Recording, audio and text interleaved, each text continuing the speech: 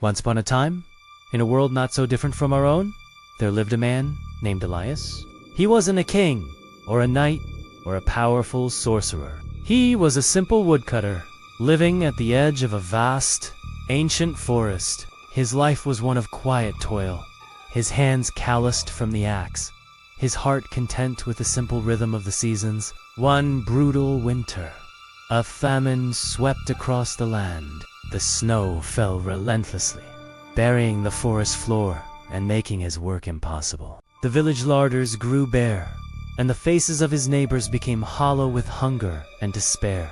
Elias, too, felt the gnawing emptiness in his belly, but it was the sight of his frail, shivering daughter, Lily, that broke his heart. Her coughs echoed in the silent, cold cabin, each one a hammer blow to his soul. Driven by desperation, Elias ventured deeper into the forest than ever before, chasing the phantom of a stray deer. The trees grew gnarled and menacing, their branches like skeletal fingers clawing at the gray sky. He became lost, as dusk bled into an inky, starless night. A strange warmth touched his face. He stumbled into a clearing, and in its center stood a bonfire, its flames dancing with an unnatural, hypnotic light. And there, bathed in the eerie glow, was a figure, tall and cloaked in shadows that seemed to drink the firelight. He exuded an aura of immense power and ancient sorrow. He didn't have horns or a forked tail, but Elias knew, with a certainty that chilled him to the bone, who he was standing before. "You are lost, little man." The voice was like silk and gravel, impossibly ancient. "And you are hungry. I can help you with that." Elias, frozen not by the cold but by sheer terror, could only nod. The figure smiled, a sad, knowing expression. "All I ask for is a simple promise, a service. Your servitude in exchange for your daughter's life and the prosperity of your village." The word servitude hung in the air, heavy and suffocating. A slave to Satan. The thought was vile, an abomination, but then an image of Lily, pale and weak, flashed in his mind. Her labored breathing, the fading light in her eyes. What was his soul compared to her life? "What? What would I have to do?" Elias stammered.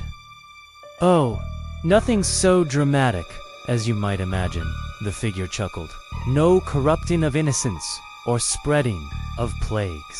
My slaves, as you might call them, are simply my witnesses, my collectors."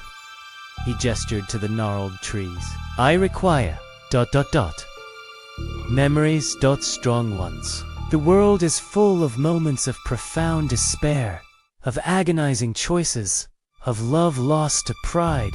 These moments have a weight, an energy. You will simply walk among your fellow men and gather these for me.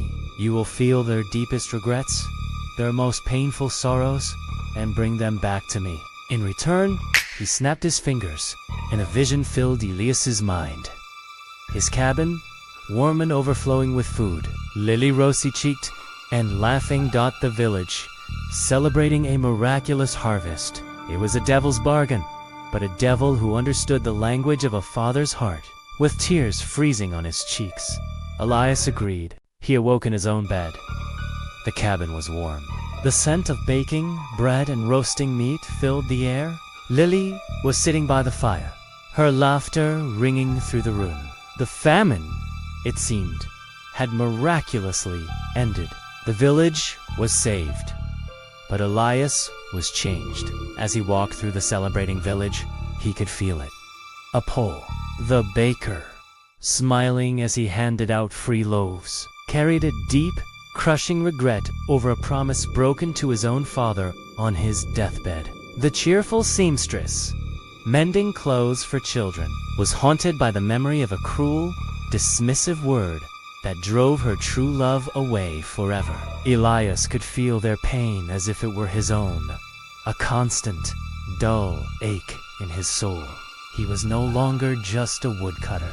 He was a vessel for sorrow. Each day, he would walk among the living, a silent collector of their darkest moments. He was a slave, not in chains, but bound by the phantom pains of others. He had saved his daughter.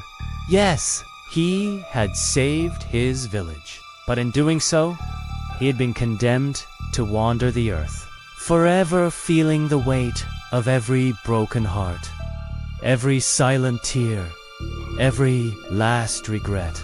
He was a living ghost, a repository of human sadness, serving a master who fed not on souls, but on the echoes of the choices that break them. And his servitude, he knew, had only just begun.